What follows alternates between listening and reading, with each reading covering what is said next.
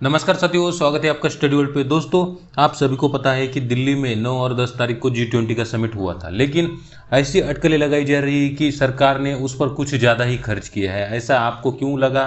क्योंकि opposition parties ऐसा आरोप लगा रही है सरकार पर कि सरकार ने क्या किया है कि मोदी जी, प्राइम मिनिस्टर मोदी जी का चेहरा चमकाने के लिए सरकार ने एस्टिमेशन से ज़्यादा यानी एलोकेशन से ज़्यादा पैसा खर्च किया है। इसके बारे में पूरी तरह से जानेंगे आज हम जानकारी, पूरा विश्लेषण इसका करेंगे कि क्या कितनी सच्चाई है इस स्टेटमेंट पे।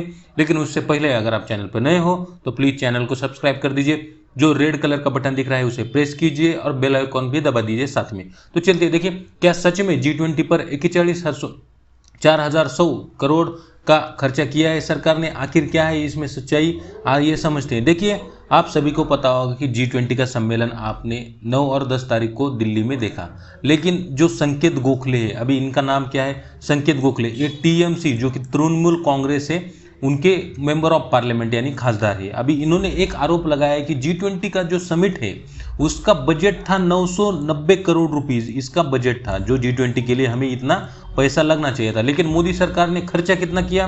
4100 करोड़ रुपए, 4100 करोड़ रुपए इतना खर्चा किया है। इनका कहना है कि 300% इन्होंने ज़्यादा खर्च किया है एलोकेशन से ज़्यादा। अभी इसमें कितनी सच्चाई है? साथ ही साथ अलग अलग पार्टी, जैसे कि मेन विपक्षी पार्टी अगर कांग्रेस की बात करें तो कांग्रेस भी कह रही है कि 900 करोड़ रुपए यानी एक लगभग 990 करोड़ यानी 1000 करोड़ रुपए का एलोकेशन किया था और फिर 4100 करोड़ रुपए इन्होंने खर्च किए हैं और जनता की मेहनत की कमाई अपनी छवि चमकाने के में उड़ाई, ऐसा इन्होंने आरोप लगाया है मोदी सरकार पर।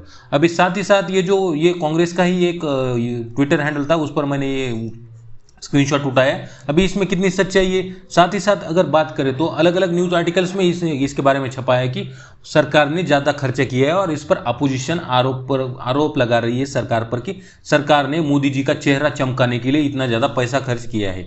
अभी अगर हम बात करें G20 में, और फिर G20 में 4100 करोड़ रुपए स्पेंड हुए दिल्ली में। अभी इसका ब्रेकडाउन मैं आपको बताऊंगा। मीनाक्षी लेखी जी, जो कि मिनिस्ट्री फॉर स्टेट जो एक्सटर्नल अफेयर्स है, उनका एक ट्वीट भी आया है जिसमें उन्होंने सारी तरह से एक्सप्लेन करके बताया है कि कहां पर कितना पैसा खर्च हुआ है। और साथ ही साथ ब्लूमबर्ग में एक रिपोर्ट छपी है कि जो 2-3 दिन, अगर आपको पता होगा कि G20 के लिए सरकार ने एक गाइडलाइन जारी की थी, जिसके तहत क्या होता था कि दिल्ली के कुछ एरिया जहां पर G20 का सम्मेलन होना था, वो कुछ एरिया थे, क्या थे, उनको बंद रखा था 2-3 दिन, 3 दिन के लिए पार्शियल शटडाउन यानी लॉकडाउन समझिए, पार्शियल लॉकडाउन की तरह।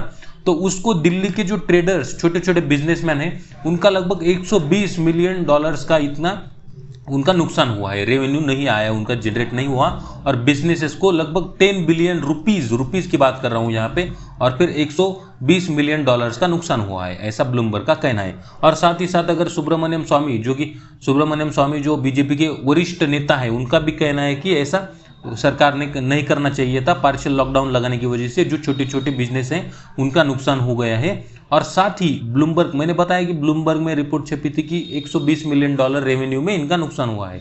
और साथ ही अगर कॉस्ट की बात करें, G20 समिट जो हमारे यहाँ पे हुआ, उसका जो छोटे छोटे बिजनेस है, ट्रेडर्स है, उनका 400 करोड़ रुपए का नुकसान हुआ है।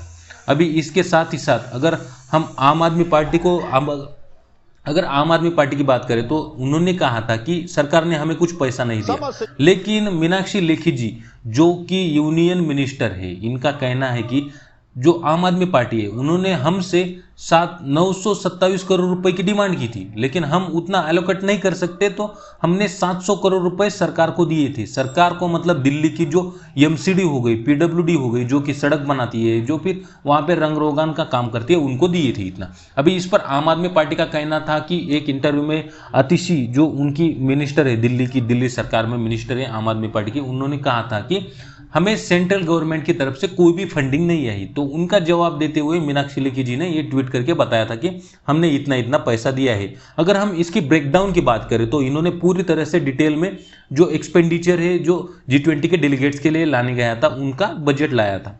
उनका बजट में जो भी डिस्ट्रीब्यूशन है वो इसको ट्वीट के माध्यम से बताया। तो अगर इसकी बात करें तो ज़्यादातर 3600 करोड़ रुपए किसको लगे?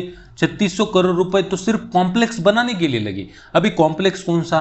भारत मंडपम। आप सभी को पता होगा कि भारत मंडपम में G20 का आयोजन किया गया था और सभी डेलीगेट्स को वहां पे बुलाया गया था। अभी भारत मंडपम की कॉस्ट इतनी आई है इनको बनाने के लिए, आप सभी को पता होगा कि ITPO जो इसका पहला नाम था और फिर बाद में भारत मंडपम किया गया, तो इसकी कॉस्ट इतनी थी। तो ज़्यादातर ये इंफ्रास्ट्रक्चर है, ऐसा तो नहीं है कि हम सीधा G20 के ऊपर ही इतना खर्चा किया है कि 3600 करोड़ रुपए और फिर बाकी के 400-500 करोड़ रुपए जो कि 4100 करोड़ रुपए बताए जा रहे हैं। ये जो 3600 करोड़ रुपए में कॉम्प्लेक्स बनाया है वो तो आगे भी काम में आएगा, आगे भी इन फ्यूचर कोई भी समिट होगा तो उसमें भी काम आएगा जो भारत मंडपम बनाया है। तो इसको हम एक्सपेंडिचर में ज्यादातर नहीं रख सकते G20 के, ऐसा इनका कहना है कि G20 को इतनी ज्यादा अमाउंट नहीं लगी। और साथ ही साथ जो कि G20 के शेरपा है उन्होंने भी कहा है कि ऐसी जो देखिए राजदीप सरदेसाई ने कहा था, पूछा इनको, इंडिया टुडे ग्रुप में एक एंकर है, उन्होंने जवाब सवाल पूछा अमिताभ कांत से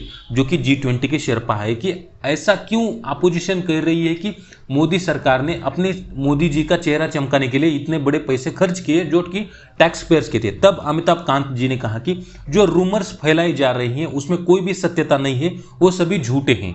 ज्यादातर पैसा जो हमने G20 के लिए एलोकेट किया था उसमें उससे भी कम में पैसे में हमने G20 का असफल आयोजन किया है, ऐसा अमिताभ कांत जी का कहना है। अभी इसमें कितनी सत्यता है ये तो ज्यादातर इनको ही मालूम होगा, लेकिन गवर्नमेंट की तरफ से अभी भी कोई भी जो एक्सपेंडिचर का ब्रेकडाउन है वो ज्यादातर तरफ से नहीं आया है। जो मैंने मीनाक्षी लेखी जी ने ट्वीट करके बताया वो तो आपको यहाँ पे बताया कि ज्यादातर पैसा किसको लगा कि भारत मंडपम को सेटअप करने के लिए, जो कि इंफ्रास्ट्रक्चर बनाना जरूरी होता है।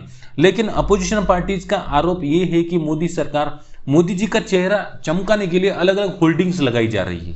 अभी देखिए जो अलग लोग कह रहे होंगे कि 120 मिलियन डॉलर्स का नुकसान हो गया, मालूम है उतना नुकसान नहीं होना चाहिए था, लेकिन अगर आपके घर में कोई मेहमान आता है तो जाहिर सी बात है कि आप काम पर नहीं जाएंगे तो आपका भी उस वक्त नुकसान होगा ना। तो ये भी जाहिर सी बात है कि अलग अलग बड़े बड़े राष्ट्र, सुपर पावर अमेरिका के भी, यूके, फिर फ्रांस के हो गए, इन सभी जो देश है, कंट्रीज है, उनके लीडर्स इंडिया में आए थे और फिर हम ऐसे उनको तो थोड़ी ना दिखा सकते कि हमारी जो ट्रैफिक समझो वो आ रहे हैं और ट्रैफिक में अटक गए, ऐसा नहीं होता ना। देश का अपमान नहीं करने की वजह से हमें कुछ तो भी, और मोदी जी ने पहले ही कहा था कि दिल्ली वासियों को 2-3 दिन अड़चन होगी, उन्हें देश के लिए उन्हें इसके लिए एडजस्ट करना होगा, ऐसा मोदी जी ने रिक्वेस्ट की थी। तो आपको फिलहाल इतना याद रखना चाहिए कि G20 का जो मेन बजट है उसमें शामिल कौन कौन है? ITPO कॉम्प्लेक्स, ITPO जिसका नाम भारत मंडपम था, उसके जो कॉस्ट है 3600 करोड़ रुपए वो भी इसमें इंक्लूडेड है। इसकी वजह से आपको 4100 करोड़ रुपए दिख रहा होगा, लेकिन ज्यादातर गवर्नमेंट का कहना है कि इसमें ज्यादा पैसा नहीं लगा है। अभी इसके बारे में ज्यादा जानकारी तो हमको बाद में ही मिलेगी जब गवर्नमेंट इसका खुलासा करेगी कि कितना पैसा लगा है G20 के लिए। और फिलहाल आपको इतना याद रखना चाहिए कि G20 एक सफल आयोजन रहा, उसके बारे में मैंने वीडियो भी बनाई चैनल पे, आप जाकर देख सकते हैं। तो फिलहाल इतना ही। अगर आप चैनल पे नए हो सब्सक्राइब कर दीजिए, अगर वीडियो पसंद आया लाइक कर दीजिए, आपके साथियों के साथ शेयर कीजिए। मिलते हैं अगली खबर ऐसे ही न्यूज़ लेकर आपके सामने ब्रेकडाउन करने के लिए, तब तक के लिए बाय बाय।